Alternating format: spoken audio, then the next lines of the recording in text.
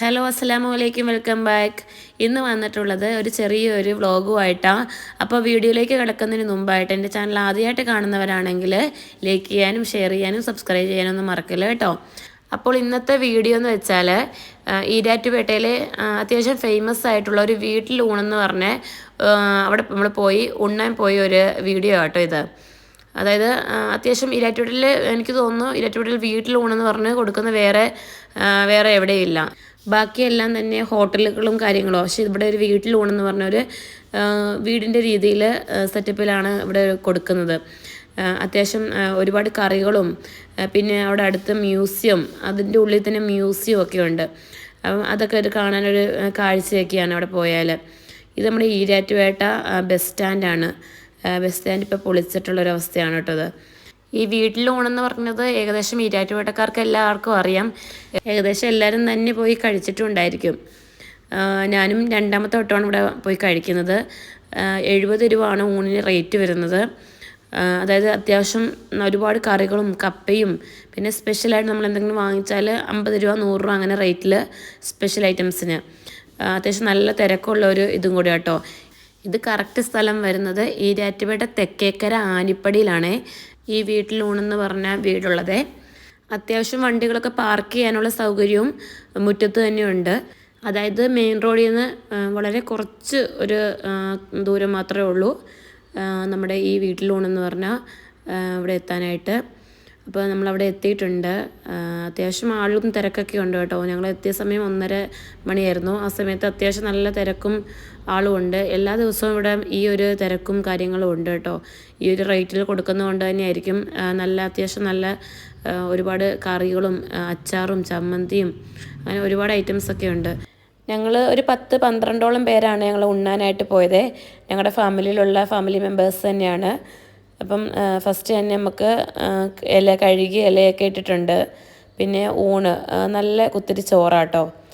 അതുപോലെ തന്നെ കറികളൊക്കെ ആണെങ്കിലും നമ്മൾ വീട്ടിലുണ്ടാക്കുന്ന ആ ഒരു സ്റ്റൈലിൽ തന്നെ കേട്ടോ. അത്യാവശ്യം സ്പൈസി ആയിട്ടുള്ള കറികളായിരുന്നു. പിന്നെ നമ്മൾ വീട്ടിൽ നമ്മുടെ ഈരാറ്റുപേട്ടക്കാർക്ക് ഒട്ടുമിക്കവർക്കും ഉണക്കപ്പയർ താളിച്ചത് കാണും. ആ ഒരു രീതി തന്നെ അവിടെ ഉണ്ടായിരുന്നു. പിന്നെ അവിയലും തോരൻ വന്നിട്ടുള്ള ക്യാബേജ് തോരനും ബീട്രൂട്ട് തോരൻ, അങ്ങനെ ഇത്ര ഐറ്റംസാണ് കൂട്ടായിട്ട് വരുന്നത്. പിന്നെ ഉള്ളത് അച്ചാറ്, ചമ്മന്തി, പിന്നെ നമുക്ക് ഇതിൻ്റെ കൂടെ കപ്പ കിട്ടുന്നുണ്ട്. പിന്നെ നമ്മൾ ഒഴിച്ച് കൂട്ടാനായിട്ടുള്ളത് പുളിശ്ശേരി, സാമ്പാർ, മീൻചാറ്, മീൻ കഷ്ണത്തോട് കൂടിയുള്ള മീൻചാറ് കേട്ടോ. സ്പെഷ്യലായിട്ട് പിന്നെ നമ്മൾ വാങ്ങിച്ചത് അയല വറുത്തതാട്ടോ. മീനിൻ്റെ വറുത്തതിനെല്ലാം 50 രൂപ റേറ്റാണ്. പിന്നെ ബീഫ് റോസ്റ്റിൻ്റെ റേറ്റ് വരുന്നത് 100 രൂപ.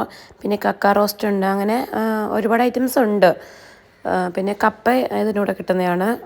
ഊണിൻ്റെ റേറ്റ് വരുന്നത് 80 രൂപ ആണ് കേട്ടോ.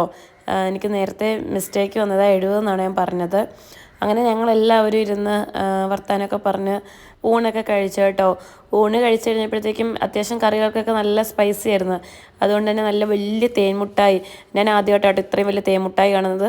വലിയ തേൻമുട്ടായൊക്കെ ഉണ്ടായിരുന്നു അവിടെ. അതൊക്കെ കഴിച്ച് ഞാൻ അവിടെ ചുമ്മാ ജസ്റ്റ് ഒന്ന് വീഡിയോ ഒക്കെ എടുത്തിയാ. മുട്ടായി ഐറ്റംസൊക്കെ വരുന്നത് നമ്മൾ പണ്ട് കാലങ്ങളിലൊക്കെ മേടിച്ച് കഴിക്കാറുള്ള ഒരു മുട്ടായിയൊക്കെ ആട്ടോ അവിടെ ഉള്ളത്. എല്ലാം നല്ല ടേസ്റ്റി ആയിട്ടുള്ള മുട്ടായി ആയിരുന്നു. മ്യൂസിയം വരുന്നത് ഇതിൻ്റെ ഉള്ളിൽ തന്നെയാട്ടോ. പഴയ പുരാതന ഐറ്റംസ് ആയിട്ടുള്ള എല്ലാ ഐറ്റംസും ഇവിടെ ഉണ്ട്. എനിക്ക് ശരിക്കും എൻ്റെ പേരുകളൊന്നും എടുത്ത് പറയാനൊന്നും അറിയത്തില്ല. കോയിൻസ് ആണെങ്കിലും പിന്നെ പ്രിൻ്ററാണ്. ഈ താഴെ ഇരിക്കുന്നതെല്ലാം പ്രിൻ്ററാണ്. ചങ്ങലയോ എന്തൊക്കെയൊക്കെ ഒരുപാട് ഐറ്റംസ് ഉണ്ട് കേട്ടോ അവിടെ. എല്ലാം കാണാനൊക്കെ രസമുണ്ട്. നമ്മുടെ ഈരാറ്റുപേട്ടയിൽ ഇങ്ങനെ ഒരു മ്യൂസിയം ഉള്ളത് എല്ലാവർക്കും തന്നെ അറിയാവുമെന്ന് എനിക്കറിയത്തില്ല. സത്യം പറഞ്ഞാൽ ഇതൊന്ന് കണ്ടിരിക്കേണ്ടതാണ്. ഈരാറ്റുപേട്ടക്കാരായ നമ്മൾ ഇവിടെ ഒന്ന് പോയി കാണേണ്ടതാണെന്നാണ് ഞാൻ പറയുന്നത്. നമ്മൾ പല സ്ഥലങ്ങളിലും മ്യൂസിയമൊക്കെ കയറി കാണാറുണ്ട്. പക്ഷെ നമ്മൾ സ്വന്തം നാട്ടിൽ ഇത് കണ്ടിട്ടുള്ളവർ ചുരുക്കം കുറച്ച് പേരുള്ളായിരിക്കും. പിന്നെ ഈ വരുന്നതെല്ലാം കോയിൻസിൻ്റെ കളക്ഷൻസാണ്. അതായത് പ്രാചീന കാലത്തെയും നമ്മുടെ നാട്ടിലെയും വിദേശ രാജ്യങ്ങളിലെ കോയിൻസുമാണ് അതിൻ്റെ കോയിൻസ് ശേഖരണമായിട്ട് വരുന്നത്. പിന്നെ പാത്രങ്ങൾ, പണ്ട് ഉപയോഗിച്ചുകൊണ്ടിരുന്ന ട്രേ, അങ്ങനത്തെ ഐറ്റംസ്, പിന്നെ കസേരകൾ, അങ്ങനെ ഒരുപാട് എല്ലാം നല്ല നല്ല രസമുള്ള ഒരു കാഴ്ചകളാട്ടോ ഇതൊക്കെ. പിന്നെ ഇതിൻ്റെ താഴത്തോട്ടും ഒരു ഇതുണ്ട്, സ്റ്റെപ്പ് ഇറങ്ങി നല്ല അത്യാവശ്യം ഹൈറ്റുള്ള സ്റ്റെപ്പ് ഇറങ്ങി നമ്മളത് താഴത്തോട്ട് പോകണം. പിന്നെ ഇത് നമ്മൾ താഴത്തോട്ട് ഇറങ്ങുന്നതിൻ്റെ തൊട്ട് മുകളിലുള്ള ഇത് ക്യാമറയുടെ കളക്ഷൻസ്, പണ്ടത്തെ കാലത്തെ ക്യാമറയുടെ ഫുള്ളായിട്ടുള്ള കളക്ഷൻസാണ് ഇതൊക്കെ വരുന്നത്. ഇതിന് മുന്നേ ഇവിടെ ഉണ്ണാൻ വന്നപ്പോഴത്തേക്കും എനിക്ക് മ്യൂസിയം കയറി കാണാനായിട്ട് പറ്റിയില്ലായിരുന്നു. അപ്പം ഇന്ന് എന്തായാലും കണ്ടേ പറ്റുള്ളൂ എന്ന് പറഞ്ഞാൽ അങ്ങനെ ഞങ്ങളെല്ലാവരും കൂടെ അങ്ങ് കയറിയതാട്ടോ.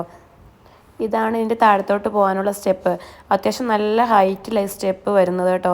നമുക്ക് ഇറങ്ങാനൊക്കെ കുറച്ച് ബുദ്ധിമുട്ട് അതിനകത്തൂടെ. സ്റ്റെപ്പ് ഇറങ്ങി വരുമ്പോഴത്തേക്കും താഴെ മൊത്തം മണ്ണ് ഇങ്ങനെ നികത്തിയിരിക്കും കേട്ടോ. നല്ല രസമുണ്ട്. ഇവിടെ ഒരു കട്ടിലുണ്ട്, പിന്നെ പഴയ കാലത്ത് ഉപയോഗിച്ചിരുന്ന പാത്രങ്ങളുടെ ഒരുപാട് കളക്ഷൻസ് ഉണ്ട് കേട്ടോ. എനിക്ക് പേര് കറക്റ്റ് അറിയത്തില്ല. ഇവിടെ ഒരാൾ ജനൽ തുറക്കാനായിട്ട് നോക്കിയതാണ്, പക്ഷെ ജനൽ കയ്യിലിരുന്ന് അത് വെക്കാനുള്ള തന്ത്രപ്പാടിലാണ് ഒരു വിധത്തിൽ അഡ്ജസ്റ്റ് ചെയ്ത് വെച്ചിട്ടൊക്കെ ഉണ്ട് കേട്ടോ. ഈ കാണുന്നതൊക്കെ കേട്ടോ അവിടുത്തെ പാത്രങ്ങളുടെ കളക്ഷൻസ്. അതിനകത്ത് ഒരുപാട് ഐറ്റംസൊക്കെ ഉണ്ട്. വിളക്കുണ്ട്, പിന്നെ കിണ്ടി, കപ്പുകൾ, എനിക്ക് കറക്റ്റ് അറിയത്തില്ല. പിന്നെ നമ്മുടെ എന്തോ കലം പോലൊക്കത്തെയൊക്കെ ഉണ്ട്, മൊന്ത, എന്തെല്ലാമൊക്കെ സൈസ് പാത്രങ്ങൾ. പിന്നെ ഇതാണ് ഞാൻ പറഞ്ഞ കട്ടിൽ. എന്താ എനിക്ക് കറക്റ്റ് പേരുകളൊന്നും അറിയത്തില്ല. മുത്തശ്ശിമാര് ആക്കിക്കൊണ്ടിരുന്ന മുറുക്കാൻപെട്ടി. ഇതാ മുറുക്കാൻപെട്ടി എന്നൊക്കെ പറഞ്ഞ് എന്നെ പരിചയപ്പെടുത്തുമായിരുന്നേ. പിന്നെ ഇത് വന്നിട്ട് കുടങ്ങളും കലങ്ങളും ഒക്കെയാണ്, അതൊക്കെ കണ്ടാലും മനസ്സിലാവും. പിന്നെ ഇതെന്താണെന്നാണ് എല്ലാവർക്കും ഒരു സംശയം. ത്രാസാന്നൊക്കെ പറയുന്നു. ആർക്കെങ്കിലൊക്കെ അറിയാമെങ്കിൽ കമൻറ്റ് ചെയ്യുക കേട്ടോ. പിന്നെ ഞങ്ങൾ പിന്നെ ഇവിടുത്തെ കാഴ്ചകളൊക്കെ കണ്ടു കഴിഞ്ഞ ശേഷം മുകളിലോട്ടങ്ങ് കയറിപ്പോയി. പിന്നെ മുകളിൽ കയറിപ്പോകുന്ന അവിടെ കൂടുതലും ഇങ്ങനെ ഞങ്ങൾ റൂമിലൊക്കെ വെച്ചിരുന്ന ഈ പണപ്പെട്ടി അങ്ങനത്തെ ഐറ്റംസൊക്കെ ആണെന്ന് തോന്നുന്നു.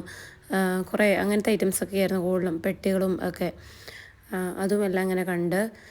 പിന്നെ ഇത് പണ്ടത്തെ പുസ്തകങ്ങൾ ഒക്കെ ആയിട്ട് അതിൻ്റെ കാഴ്ചകൾ. സത്യം പറഞ്ഞാൽ മ്യൂസിയത്തിൻ്റെ അകത്ത് ഇത്രയൊക്കെ കാണാനുണ്ടെന്ന് മ്യൂസിയം കണ്ടപ്പോൾ തോന്നിയില്ല കേട്ടോ. ഒരുപാട് ഐറ്റംസൊക്കെ ഉണ്ട്.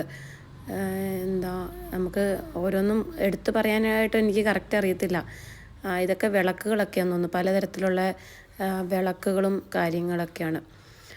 പിന്നെ എന്താ തയ്യൽ മെഷീൻ, ഒരുപാട് ഐറ്റംസൊക്കെ ഉണ്ട്. എന്തൊക്കെ കുപ്പികളോ, പിന്നെ സ്വർണ്ണക്കടയിലൊക്കെ സ്വർണം തൂക്കുന്ന അതുപോലത്തെ ത്രാസുകളും പിന്നെ അങ്ങനത്തെ കുറേ കളക്ഷൻസൊക്കെ ഉണ്ടായിരുന്നു.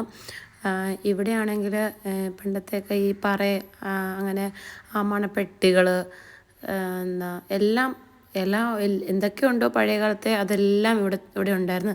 ചിരവ്, അങ്ങനെ ഓരോന്ന് ഞങ്ങൾ കണ്ട് ഞങ്ങൾ അങ്ങോട്ടും ഇങ്ങോട്ടും പരസ്പരം പേരുകൾ അങ്ങോട്ടും ഇങ്ങോട്ടും പറഞ്ഞുകൊണ്ടിരിക്കുമായിരുന്നു.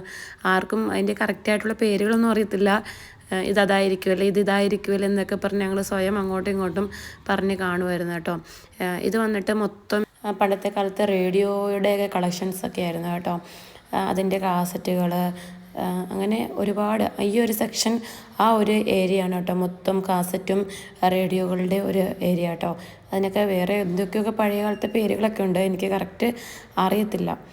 പിന്നെ എന്തോ കത്തിയോ വാളോ ത്രാസ് അങ്ങനെ. പിന്നെ ഇതെന്ന് പറഞ്ഞാൽ നമ്മൾ സ്റ്റെപ്പ് ഇറങ്ങി പോകുമ്പം അതിൻ്റെ അടിയിലായിട്ടുള്ള പണ്ടത്തെ phone items, clock, timepiece, അങ്ങനെ ഒരുപാട് കളക്ഷൻസ്. അതിൻ്റെ എല്ലാം ഓരോന്നിനും ഓരോ പേരുകളൊക്കെ ഉണ്ട് കേട്ടോ. ഓരോ അറയിലോട്ട് കയറുമ്പോഴും ഇത് മഞ്ചാടിക്കുരുവാണേ, അതിൻ്റെ ഒരു കുപ്പിയിലിട്ട് വെച്ച് അതിൻ്റെ ഒരു കളക്ഷൻസാണേ. പിന്നെ ഇത് ഇതൊരു രാജാവിൻ്റെ പ്രതിമ കേട്ടോ. ഇത് ആനയുടെ കൊമ്പാന്ന് പറഞ്ഞിട്ട് ഈ എടുത്ത് കാണിച്ചാ ഒരു വലിയൊരു കൊമ്പ്, ആനക്കൊമ്പാന്ന് പറഞ്ഞ്. പിന്നെ ഇത് ഫ്രണ്ട് വശമാണ്, മ്യൂസിയത്തിൻ്റെ ഫ്രണ്ട് വശമാണ്. അപ്പം വീഡിയോസ് ഇതുവരെ ഉള്ളൂ.